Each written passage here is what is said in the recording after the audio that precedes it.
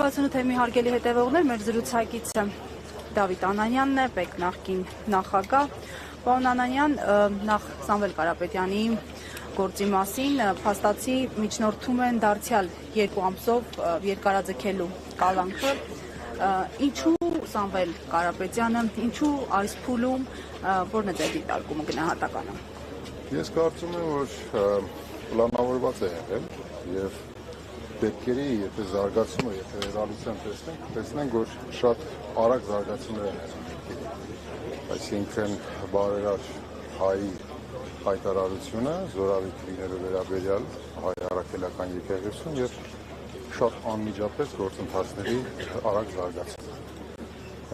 Սա կարծում եմ, որ նաեւ որոշակի սադրանքներ են եղել եւ սա ըստեյության մեկուսացում է եւ մեկուսացում են պատանդի կարգավիճակում պահում են այն անձնավորությունը, որը էլեկտորալ, թե համախմբման, թե ընդհանրապես Հայաստանի կայացման հետ կապված շատ մեծ ավանդ է։ Եվ մի կարևոր բան էլ ասեմ, ինչու են վախենում Սամվել Կարապետյանից, որովհետև Սամվել Կարապետյանը իր ընտանիքի, իր բիզնեսների կայացումը եւ հարստությունը, որ ինքը քրտինքով անձնական եւ իր ընտանիքի ջանքերով վաստակել է, Հայաստանում չի վաստակել։ Այսինքն նա լսում է ամեն ինչ արել, հետեւաբար այն խոսույթը, որ իրենք պարբերաբար տարիների ընթացքում հարուստ անձնավորության, հարստություն կուտակելու, կոռուպցիայի, օլիգարխիայի վերաբերյալ անընդհատ շեշտադրումները եւ թիրախավորել են այս կամ այն գործիչին, Սամվել Կարապետյանի պարագայում այդ բաղադրատոմսը չի գործում, հետեւաբար շատ ավելի ուշադիր են, շատ ավելի զգոն են, որովհետև անուրանալի է Սամվել Կարապետյանի ավանդը եւ իր ընտանիքի ավանդը, թե Հայաստանի, թե Արցախի կայացման եւ այդ բարերար գործունեությունը, որ ինքը իրագործել է։ Հետեւաբար ռեսուրսների առումով կամ կա ըստ էության Հայաստանի չափանիշներով իրենց հասկացողությամբ կա անսպաստ ռեսուրսներ, թե մարդկային թե ֆինանսական, եւ կա նաեւ համաժողովրդական, այսպես ասած, սեր եւ հարգանք դեպի մեծ բարերար։ Հետեւաբար ինքը Իրանից ներկայացնում մեծ վտանգ։ Այդ համաժողովրդական սերը, հարգանքը վայելում է նաեւ հայ առաքելական եկեղեցին, անգամ սոցիոլոգիական հարցումներն են դա փաստում, շուրջ 80% կարծեմ վստահությունը հայ առաքելական եկեղեցու շուրջ, եւ այս փուլում տեսնում ենք, որ նաև հոգևորականներ են ձերբակալվում, ուղիղ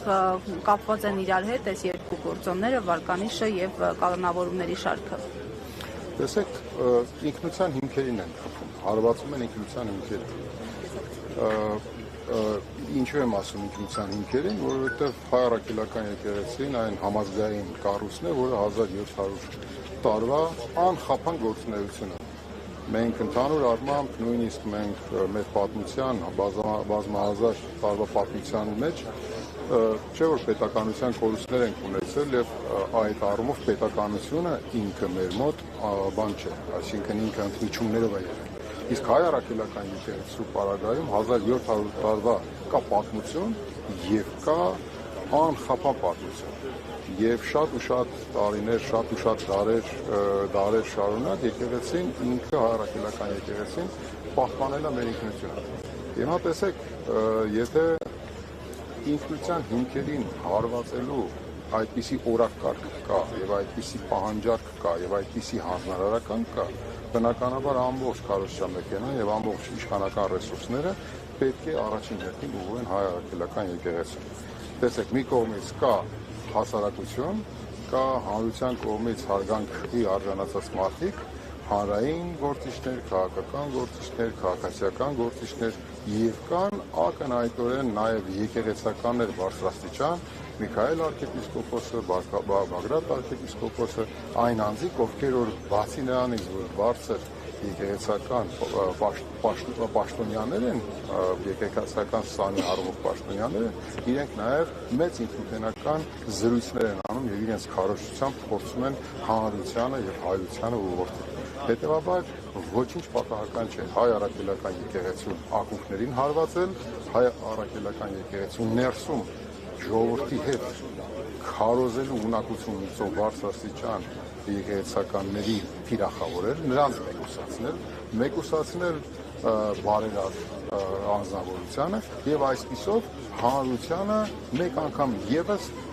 քննացնել, մեկ անգամ եւս այսպես ասած բաղդատել եւ մեկ անգամ եւս գործընթացների նկատմամբ անհետաքրքրություն սերմանելու այսպիսի հստակ մտադրություն կա։ Պարոն Անանյան, եւ վերջում մի ճշգրտում էլի, չեմ կարող չնշել նաեւ իշխանությունների եւ իշխանամերձ շրջանակների դիրքորոշումը Փաշինյանն էլ անձամբ պնդում է, որ ամենևին միտում չունեն եկեղեցին թիրախավորելու, այլ որոշ հոգեվորականների է վերաբերում իրենց այս քայլը գործողությունների շղթան եւ միտումը միայն մեկն է բարեփոխել եկեղեցին։ Ճշմարտացիություն, օբյեկտիվություն չկա Փաշինյանի ասած։ Բացարձակ չկա օբյեկտիվություն, բացարձակ չկա ճշմարտություն, որովհետև եթե անձը իրեն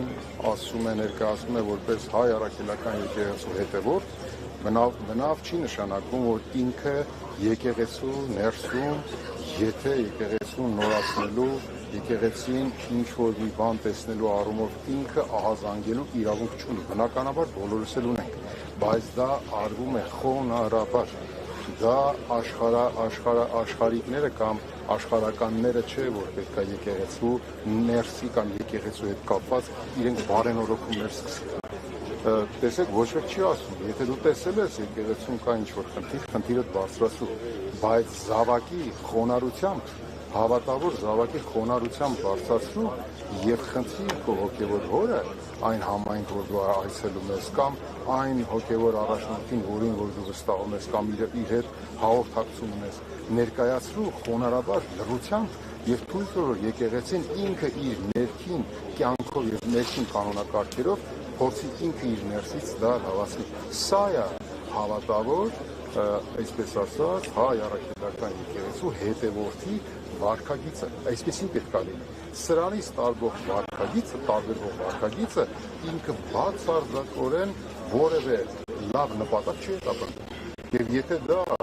ակնհայտորեն արվում է քաղաքական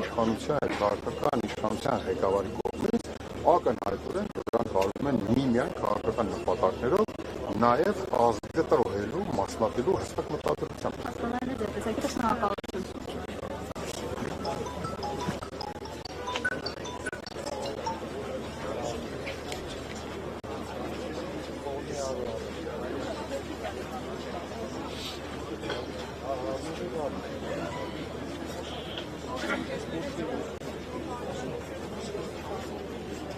Հարվածնու թեմի հարգելի հետևողներ,